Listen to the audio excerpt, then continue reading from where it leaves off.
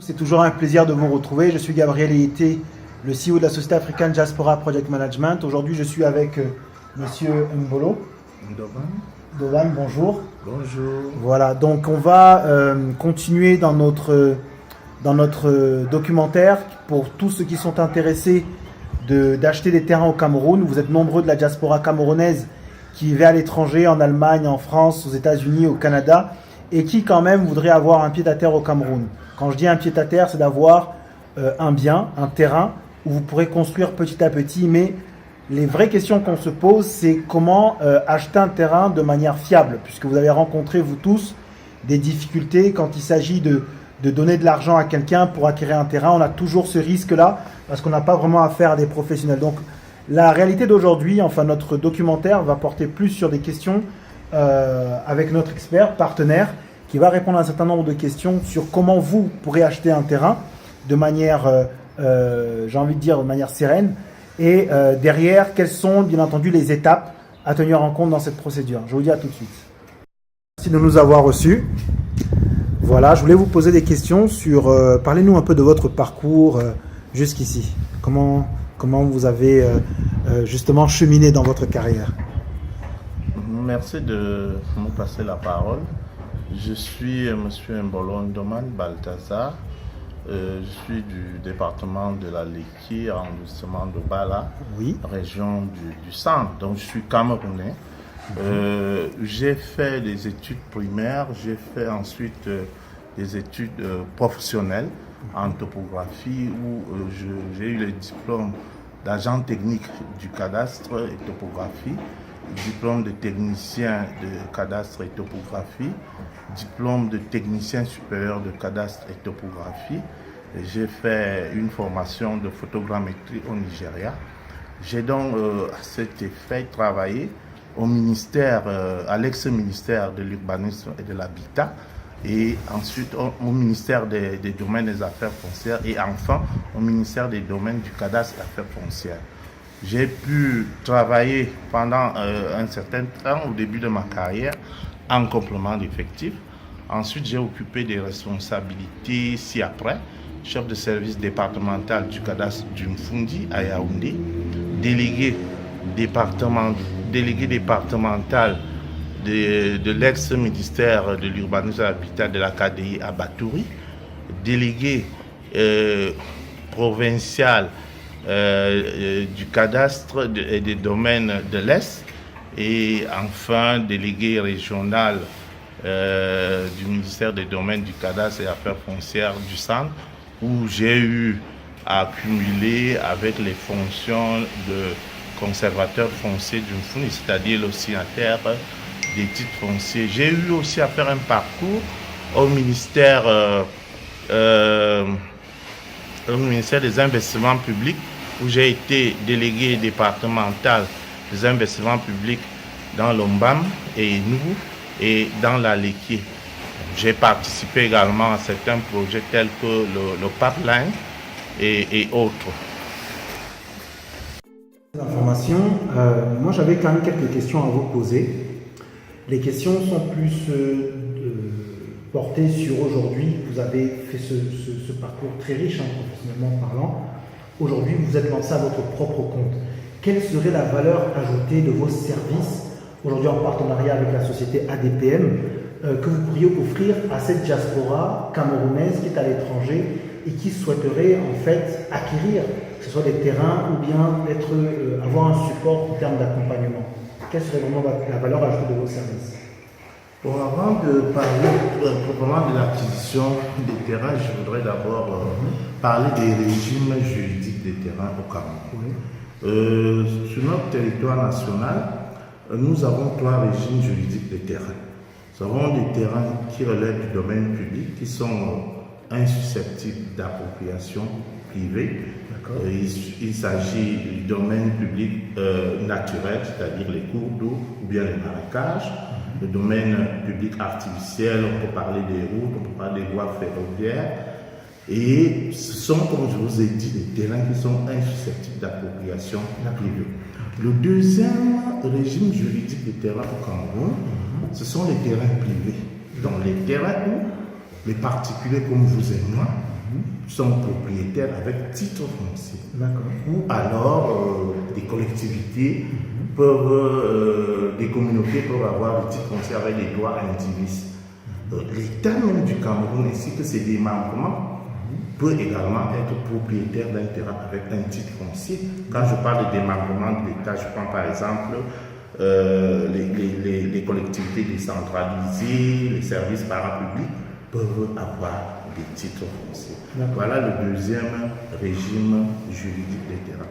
Et enfin, le troisième régime juridique, c'est la plus grande parcelle nationale que nous appelons le domaine national. Et ce domaine national, d'après le législateur de 1974, il a éclaté en deux catégories. Donc quand je parle de l'ordonnance de 1074, il s'agit d'une loi.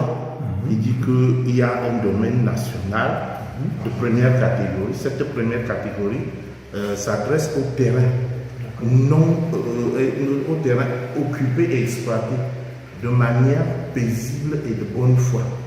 Pour y accéder au titre foncier, on observe la procédure d'immatriculation directe. Toutes les terres libres d'occupation à cette date doivent observer la procédure de concession qui voudrait que vous adressez une demande à l'État, l'État accède à cette demande et vous donne une concession provisoire. Et après avoir mis le terrain en valeur suivant le cahier de charges pour signaler l'État, on vient faire le constat de mise en valeur. L'État vous donne une concession définitive. Cette concession définitive doit donc être transformée soit en titre foncier, soit en bail emphytéotique. En titre foncier si vous êtes camerounais et en bail emphytéotique si vous êtes étranger. Donc je voulais d'abord vous parler de ces régimes juridiques. Maintenant, quant à l'acquisition des terrains au Cameroun, l'acquisition des terrains au Cameroun est régie toujours par l'ordonnance de 1974. Et il s'agit maintenant des terrains qui ont fait l'objet de titres fonciers uniquement. Et pour y accéder, vous devriez, n'est-ce pas, vous rapprocher du propriétaire du terrain ou de la communauté qui est propriétaire ou de l'État. Il y a donc des procédures réglementaires à ce propos. Au point que si maintenant le terrain est un terrain d'un particulier, vous devriez, n'est-ce pas, vous entendre sur le prix d'achat avec ce particulier. Une fois que vous vous entendez sur le prix, vous pouvez même aller faire la reconnaissance du terrain sur le terrain. Et passer cette étape, vous devriez maintenant, avec le propriétaire, vous adresser au service déconcentré du ministère des Domaines, du cadastre des affaires foncières, pour leur adresser une demande. Mais avant la demande, il serait souhaitable de prendre la précaution, n'est-ce pas, de demander à la conservation foncière de ressources, c'est-à-dire du lieu de situation du terrain, un certificat de propriété qui vous confirme le propriétaire ou les propriétaires, la superficie, le lieu dit, et surtout si le terrain est grevé ou pas de charge. À partir de là, l'État va donc accéder à la demande de morcellement du propriétaire au profit de l'acquéreur que vous êtes. Une fois cela, le ministère des Domaines, par le biais de ses services de démembrement déconcentrés, doit donc vous délivrer un dossier technique du cadastre. Ce dossier technique du cadastre, vous devriez, n'est-ce pas, saisir le notaire territorialement compétent pour qu'il puisse dresser un acte notarié qui est enregistré en bonne et due forme.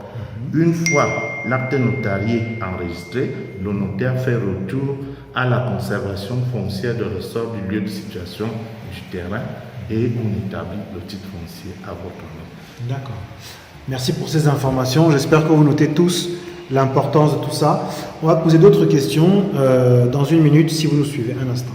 Une question tout à l'heure, s'il vous plaît, qui allait plus dans le sens de cette diaspora qui veut acheter au Cameroun.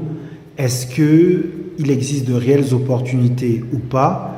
Tout le monde est effrayé d'acheter au Cameroun en se disant qu'il y a trop de magouilles. En quoi est-ce que votre société et ADPM en partenariat pourrions-nous offrir comme valeur ajoutée à ceux qui veulent acquérir des terrains au Cameroun? Déjà, parlez-nous un peu de ce que vous faites en termes de prestations de services, ce que vous vendez, ce que vous proposez et comment justement c'est une valeur ajoutée, en quoi c'est une valeur ajoutée. Voilà, je suis un fonctionnaire de l'ex-ministère des domaines du cadastre d'affaires foncières. Et je vous ai parlé tantôt de mon parcours. Je crois que c'est l'expérience et surtout l'observation des lois et des règlements qui régissent ce domaine qui me permettent, n'est-ce pas, de mener à bien certaines activités par rapport, comme il est question de transactions immobilières. Je dis donc que si j'ai un partenariat avec vous, nous allons décliner vraiment toutes nos activités conformément aux lois et règlements qui régissent, n'est-ce pas, les transactions immobilières au Cameroun.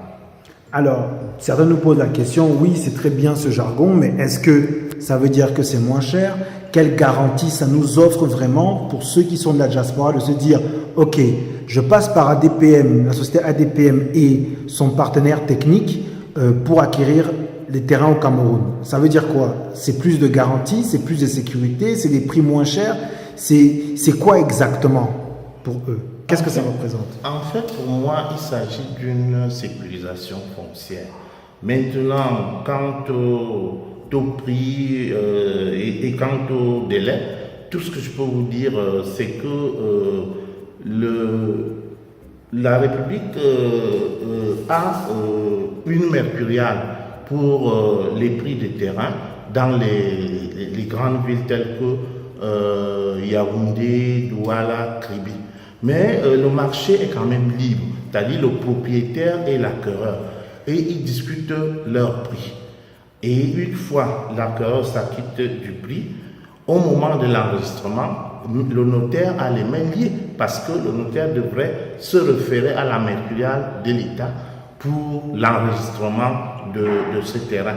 C'est pour ça que je me réserve de parler beaucoup plus du coût moins cher au plus cher, mais toujours est-il que lorsque vous passerez par notre expertise, vous serez satisfait, c'est-à-dire avoir un titre foncier authentique, donc fiable. Très bien. On vous remercie pour ces informations. Les informations que vous nous avez données, on comprend bien qu'aujourd'hui, vous et la société ADPM, vous travaillez conjointement pour aider dans l'acquisition et l'achat, la vente de terrains viables et fiables. Ma question était de savoir, concrètement, j'ai des appels téléphoniques de personnes qui viennent, qui me disent « je vais acheter à Yaoundé », mais finalement on m'a dit que Kribi, mais pourtant Douala je ne connais pas. Alors qu'est-ce que vous recommanderiez à ceux qui voudraient faire de bons investissements? Quels sont ces endroits où ils pourraient acheter et quels sont les paramètres à prendre en compte? Je pense que Yaoundé c'est la capitale économique. Politique autant pour moi. Et tandis que Douala et Kribi, ce sont, on peut appeler les capitales économiques. Sur ce, donc, moi je pense que partout il y a une forte concentration humaine, même dans les chefs-lieux de région, hormis le centre, le littoral et le sud, où Kribi est délocalisé quand même du chef-lieu de région. Je pense que les investisseurs peuvent s'implanter partout au Cameroun, dans les régions, et à ce titre, ils trouveront leur compte. Mais s'il y avait vraiment à recommander, je recommanderais vivement les trois grandes villes dont j'ai cité tantôt, c'est-à-dire Yaoundé, Douala et Kribi. Très bien. Est-ce que les prix diffèrent plus d'une ville à l'autre? Parce qu'on nous dit que le port de Kribi va forcément influer sur les prix justement des mètres carrés. Est-ce que c'est le prochain Eldorado comme certains nous disent? Est-ce que Douala est beaucoup plus cher que Yaoundé? Comment on explique ces différences de prix alors que ce sont des pôles très concentrés en termes de population? Je vous ai dit que le marché foncier, il est libre. Bon, mais le constat que moi je fais, c'est que une fois qu'un grand projet de développement vient se greffer dans une localité, il y a la plus-value en matière de prix du mètre carré de terrain. D'accord, d'accord. Donc on comprend bien en réalité que c'est aussi en fonction de la vision de celui qui veut acheter et qu'est-ce qu'il veut vraiment faire comme type de projet. Voilà. Très bien. Alors, on ne va plus vous prendre beaucoup de temps. On vous remercie déjà du temps que vous avez accordé. Est-ce que vous avez un message à passer à tous ces jeunes qui sont à l'étranger, tous ces jeunes travailleurs, hommes comme femmes, d'origine camerounaise ou même peut-être des non-camerounais qui sont intéressés par le Cameroun, d'acquérir, d'acheter, qui sont toujours sur leur réserve? Quel message vous pouvez leur faire passer exactement? Le message, c'est de les encourager à venir investir au Cameroun. Il y a une loi, comme je vous l'ai dit tantôt, et une réglementation pour la sécurisation foncière au Cameroun. Donc il n'y a aucun risque pour acquérir le terrain chez eux, chez nous, au Cameroun. Voilà le message que je peux tenir à nos confrères de la diaspora. Tant qu'ils sont bien accompagnés et tant qu'eux aussi ils trouvent la bonne personne qui les accompagnera. On est d'accord. Merci à vous. Hein. C'est moi qui vous remercie également. Merci. C'était un plaisir, comme d'habitude, de partager en informations utiles. Vous l'avez bien compris, le Cameroun reste une mine d'or en termes d'opportunités. Il ne s'agit que de vous. En réalité, la balle est de votre côté. Travailler avec des personnes fiables, des personnes de confiance, c'est exactement ce que nous avons cherché à faire en lançant la société ADPM et en tissant des partenariats avec des personnes aussi compétentes que notre partenaire technique qui a bien voulu nous donner quelques informations et qui, j'espère, vous serviront. Je vous dis à très bientôt. N'hésitez pas à nous contacter, à vous passer des coups de fil sur WhatsApp, à nous appeler par téléphone ou par email. Nous serons ravis de nous entretenir avec vous, de vous donner des informations et de vous accompagner tout le long de vos projets. Merci encore, à très bientôt. Au revoir.